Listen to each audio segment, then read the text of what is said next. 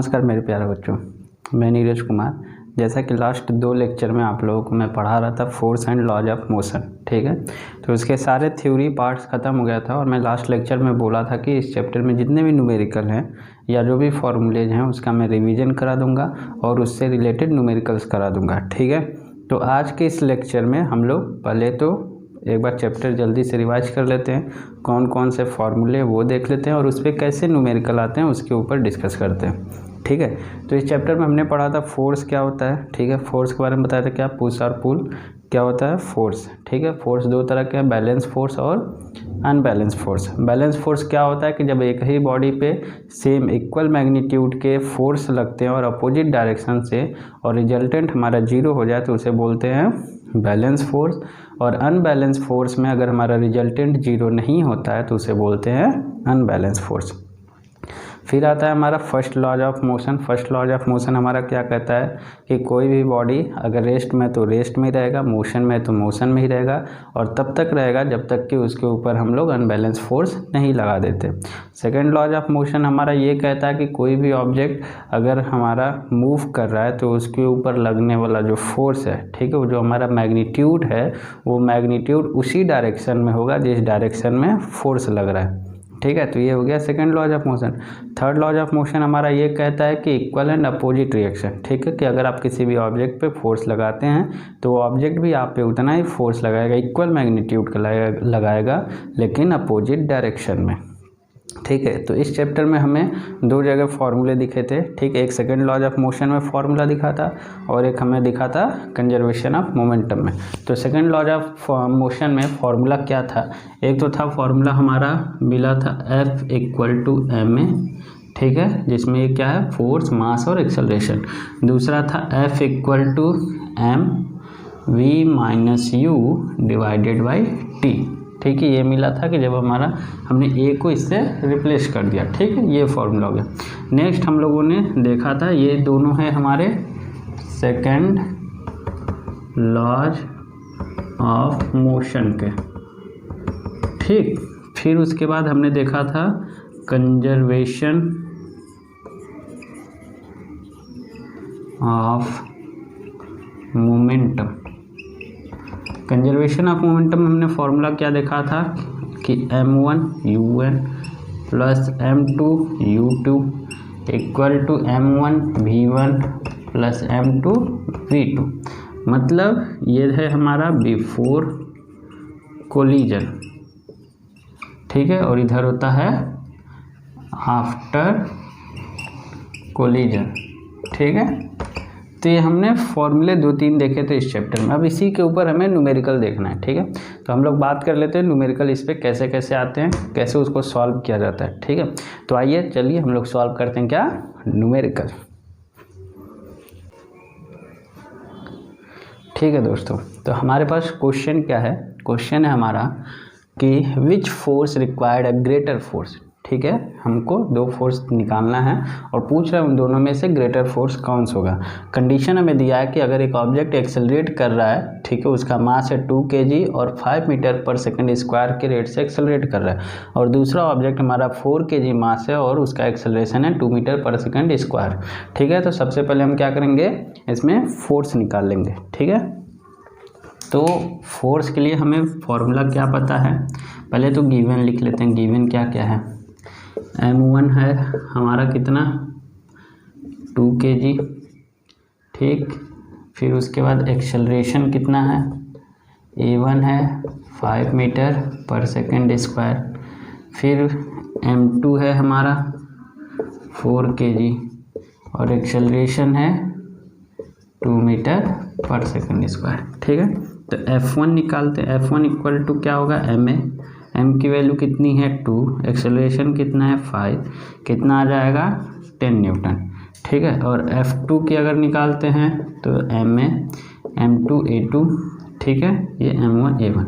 यहाँ से हमको क्या मिल जाएगा 4 × 2 कितना आ जाएगा 8 न्यूटन, ठीक है। तो हमने क्या देखा कि इसका मास कम है लेकिन एक्सेलरेशन ज़्यादा है, इसलिए फोर्स ज़्यादा लग रहा है, और सेकेंड बॉडी में मास अधिक है लेकिन एक्सेलरेशन कम है इसलिए इसका फोर्स कम आएगा।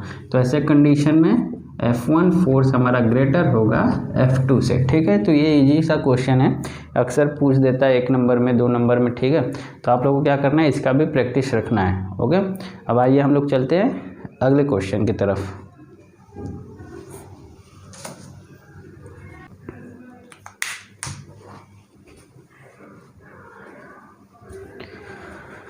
हाँ तो दोस्तों, हमारा नेक्स्ट क्वेश्चन है इसी में। ठीक है, क्वेश्चन क्या है, क्वेश्चन एक बार रीड कर देते हैं कि a motor car is moving with a velocity of 108 kilometre per hour and it take 4 second to stop after brake applied.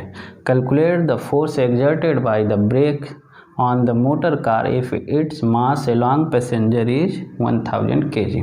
हमारा क्वेश्चन क्या कह रहा है, क्वेश्चन हमारा कह रहा है कि एक मोटर कार है, ठीक है, वो 108 किलोमीटर पर आवर की वेलोसिटी से मूव कर रहा है। ठीक है, और मूव करते समय जब उसने ब्रेक लगाया तो उसको उस मोटर कार को रुकने में 4 सेकंड लग गए।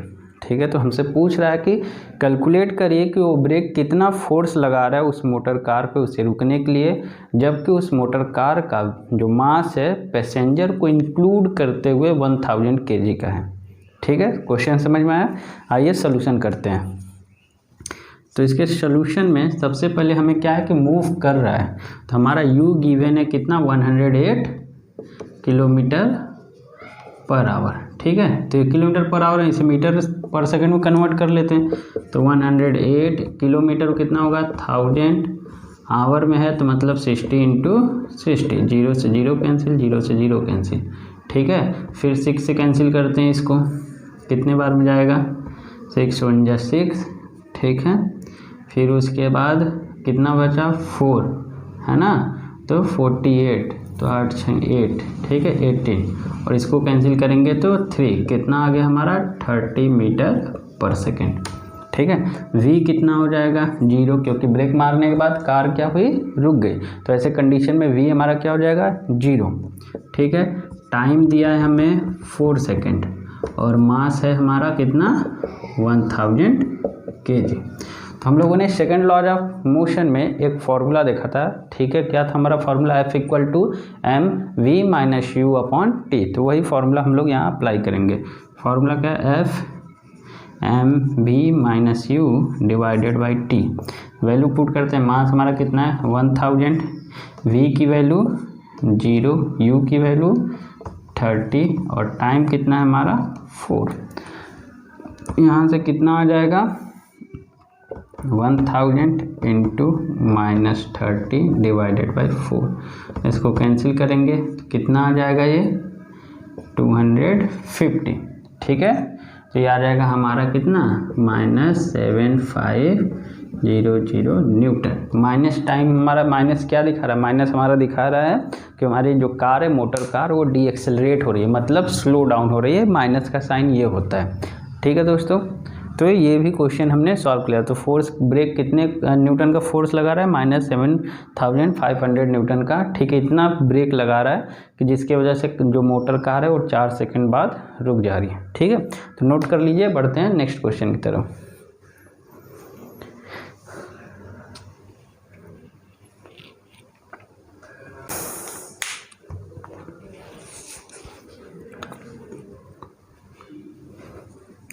हाँ तो दोस्तों, ठीक है, हमारा क्वेश्चन अगला क्वेश्चन क्या है कि हमें क्या है कि गिवन है कि एक फोर्स किसी मास पे लग रहा है जिसका फोर्स है हमारा 5 न्यूटन। ठीक है, अगर मास m1 पे लगा रहा है तो मास m1 हमारा एक्सेलरेशन दे रहा है 10 मीटर पर सेकंड स्क्वायर का। अगर वही 5 न्यूटन का फोर्स मास m2 पे हम लगा रहे हैं तो हमें एक्सेलरेशन दे रहा है 10 मीटर पर सेकंड स्क्वायर का। तो हमसे क्वेश्चन ये पूछ रहा है कि अगर हम दोनों मास को कंबाइन कर दें, एक साथ जोड़ दें, तो वो दोनों मास मिल करके 5 न्यूटन के फोर्स से ही कितना एक्सेलरेशन देंगे। ठीक है, क्वेश्चन समझ में आया? अब आइए हम लोग इसके ऊपर इसको सॉल्व करते हैं। सॉल्यूशन, ठीक है, हमें फोर्स दिया है कितना 5 न्यूटन का। ठीक, और A1 हमें दिया हुआ है 10 मीटर पर सेकंड स्क्वायर और A2 हमें दिया है 20 मीटर पर सेकंड स्क्वायर। ठीक है। हम लोग फॉर्मूला क्या जानते हैं, force equal to mass into acceleration, पता है हमें फोर्स। तो यहाँ से हमें क्या निकालना है, पहले तो m1 निकाल लेते हैं। m1 हमारा कितना हो जाएगा, फोर्स अपॉन एक्सेलरेशन। फोर्स कितना है 5, फर्स्ट के लिए हमारा एक्सेलरेशन कितना है 10, कितना आ जाएगा 0.5, ठीक है। फिर m2 निकालते हैं तो F अपॉन A2, ठीक है। यहाँ से कितना हो जाएगा 5/20 डेट इज इक्वल टू 0.25, ठीक है। तो क्वेश्चन के अकॉर्डिंग, ठीक है, according to question m1 plus m2 equal to 0.5 plus 0.25 आ जाएगा हमारा 0.75, ठीक है। यूनिट मान लीजिए kg है, ठीक है, ये भी हमारा kg। तो यहाँ से हम क्या करेंगे हम कि अब हमें पूछ रहा है कि जब दोनों मास कंबाइन हो जाएंगे तो एक्सेलरेशन कितना होगा। तो एक्सेलरेशन हमें निकालना है तो F अपॉन m हो जाएगा। तो एक्सेलरेशन फोर्स हमारा 5, मास कितना है 0.75, ठीक है। अगर डेसिमल में प्रॉब्लम हो रही है तो 500 डिवाइडेड बाई 75 कर लीजिए, ठीक है। ऊपर नीचे हमने क्या किया 100 से मल्टीप्लाई कर दिया। ऐसा करने से क्या होता है कि कैलकुलेशन हमारा इजी हो जाता है, ठीक है। और जब इसको हम लोग, ये मान लीजिए यूनिट है न्यूटन, ये है केजी, इसको जब डिवाइड करेंगे तो डिवाइड करने पे हमारा आएगा 6.65, ठीक है, मीटर पर सेकेंड स्क्वायर, ठीक। तो इतना हमारा आंसर आएगा, ठीक है। 6.65 में 6.67, ठीक है दोस्तों। तो ये भी क्वेश्चन हमने देखा, इसमें क्या था, हमें फोर्स दिया था, एक्सेलरेशन दोनों का अलग अलग दिया था। तो हमने क्या किया कि पहले दोनों बॉडी का मास अलग अलग निकाल लिया। फिर क्वेश्चन पूछ रहा था कि अगर दोनों मास को हम कंबाइन कर देंगे तो दोनों मास मिल करके टोटल कितना एक्सेलरेशन प्रोड्यूस करेंगे 5 न्यूटन के फोर्स पे ही। तो हमने दोनों को कंबाइन करके पहले मास निकाला, फोर्स हमें पता था, और वहाँ से हमने एक्सेलरेशन निकाल लिया, ठीक है दोस्तों। तो ये क्वेश्चन था हमारा सेकंड लॉज ऑफ मोशन पे बेस्ड, जिसको हमने किया, ठीक है। अब आइए चलते हैं आगे, हम लोग मोमेंटम पे, कंजर्वेशन ऑफ मोमेंटम पे किस तरह के क्वेश्चन आते हैं उसको देख लेते हैं।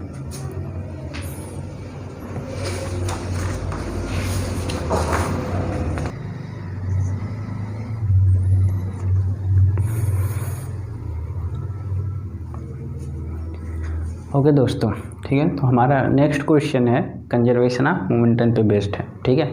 तो इसमें हमारा क्वेश्चन क्या है कि हमारे पास क्या है कि एक बुलेट है, ठीक है, उसका मास है 20 ग्राम, is fired with velocity 150 metre per second square, ठीक है।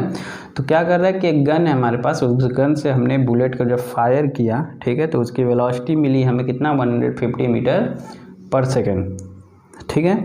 और उस बुलेट का वेट है 20 ग्राम, ठीक है, और पिस्टल का वेट है हमारा 2 kg।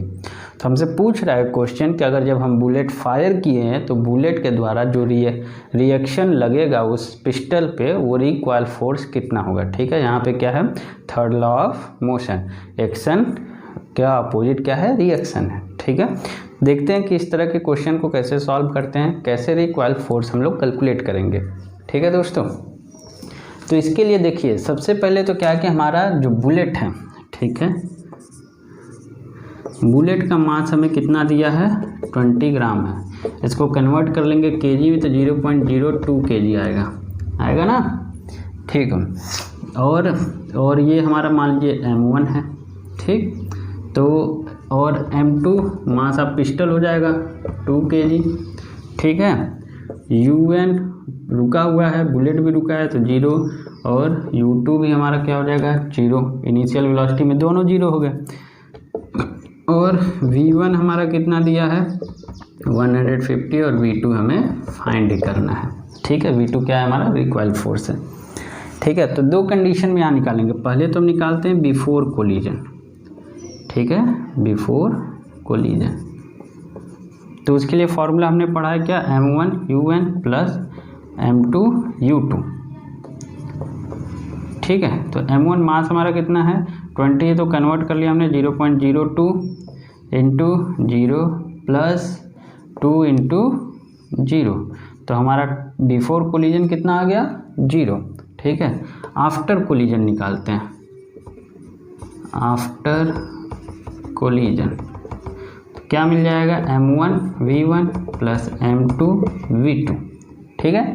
तो यहाँ से क्या करेंगे m1 है हमारा कितना 0.02, V1 कितना है 150 प्लस M2 कितना है 2 इंटू V2, ठीक है, या V लिख लेते हैं। तो यहाँ से कितना आ जाएगा ये 150 इंटू 0.02 3 प्लस 2V, ठीक है, ये आ गया हमारा आफ्टर कोलिजन। अब हमें पता है कि law of conservation of momentum हमको क्या बताता है कि total conservation before collision is equal to total conservation after collision, ठीक है, मतलब M1 U1 plus M2 U2 equal to M1 V1 plus M2 V2। तो यहाँ से क्या आ जाएगा 0 इक्वल टू 3 प्लस 2V, ठीक है, तो 2V equal to -3, V equal to कितना आ जाएगा -3/2 इक्वल टू -1.5, ठीक है। 1.5 माइनस क्या दिखा रहा है, माइनस हमें ये दिखा रहा है कि वो निगेटिव डायरेक्शन, पीछे की डायरेक्शन में मूव करेगा, और कितने वेलोसिटी से मूव करेगा 1.5 मीटर पर सेकंड से, ठीक है।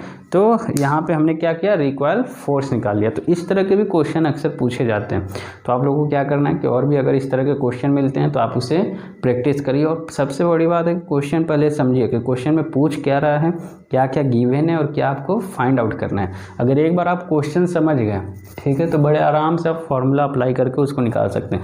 फिजिक्स में न्यूमेरिकल बहुत टफ नहीं होता है। सबसे बड़ी बात है कि बच्चों को क्वेश्चन ही नहीं समझ में आता है कि पूछ क्या रहा है या क्या चीज़ गिवन है, ठीक है। एक तो ये बात हो गई। दूसरी बात यह है कि उन्हें फार्मूलेज नहीं याद होते हैं, ठीक है। तो आपको क्या करना है, पहले फार्मूला याद करना है, उसके बाद क्वेश्चन रीड करिए, 2 बार 3 बार रीड करिए, समझिए क्वेश्चन पूछ क्या रहा है, क्या फाइंड आउट करना है, उसके अकॉर्डिंग फिर गिवन लिखिए, गिवन लिखने के बाद फार्मूला लिखिए और फिर उसमें वैल्यू सब्स्टिट्यूट कर दीजिए, आंसर आ जाएगा, ठीक है। तो ये कुछ ईजी से मेथड है, ठीक है। आइए इसी पे एक न्यूमेरिकल और कर लेते हैं, फिर उसके बाद इस लेक्चर को हम लोग ख़त्म करेंगे, ठीक है। नोट कर लीजिए इसको।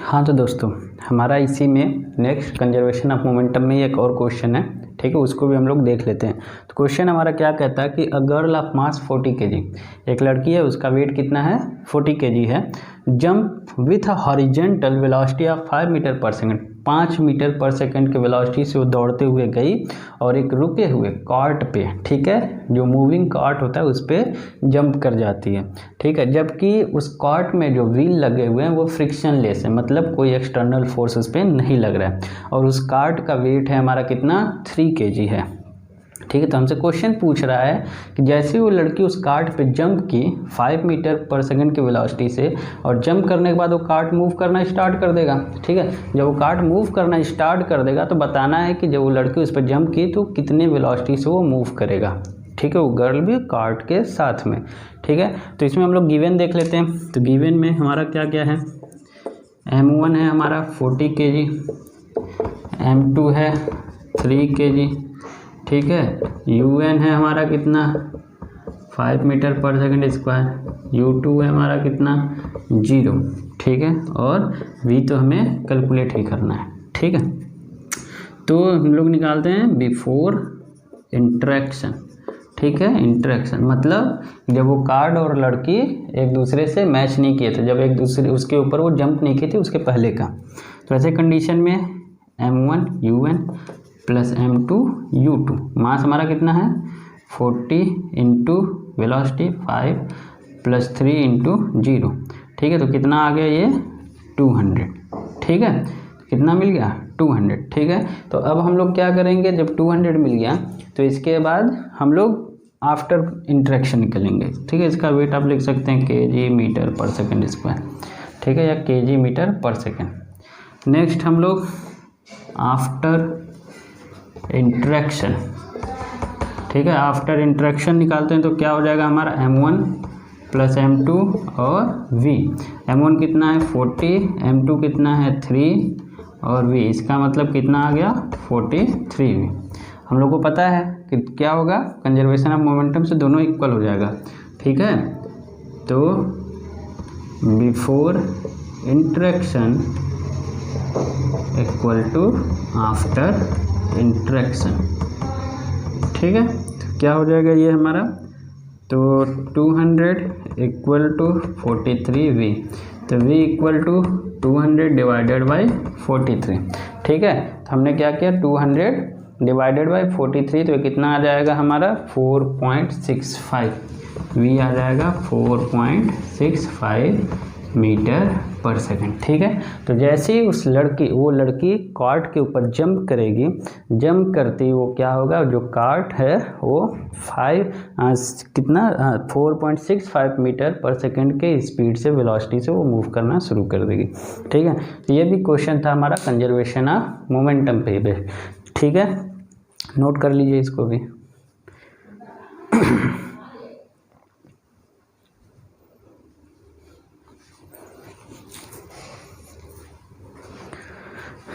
हाँ तो दोस्तों ठीक है, अब ये चैप्टर हमारा यहीं पे ख़त्म होता है। ठीक है, तो motion, force and laws of motion chapter हमने पूरी तरीके से कंप्लीट कर दिया।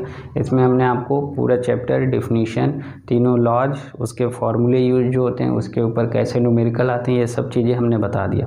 ठीक है, अब रह जाता है आपका काम, आपको क्या करना है कि इससे रिलेटेड आपको जितने भी न्यूमेरिकल मिलते हैं उसका प्रैक्टिस करिए।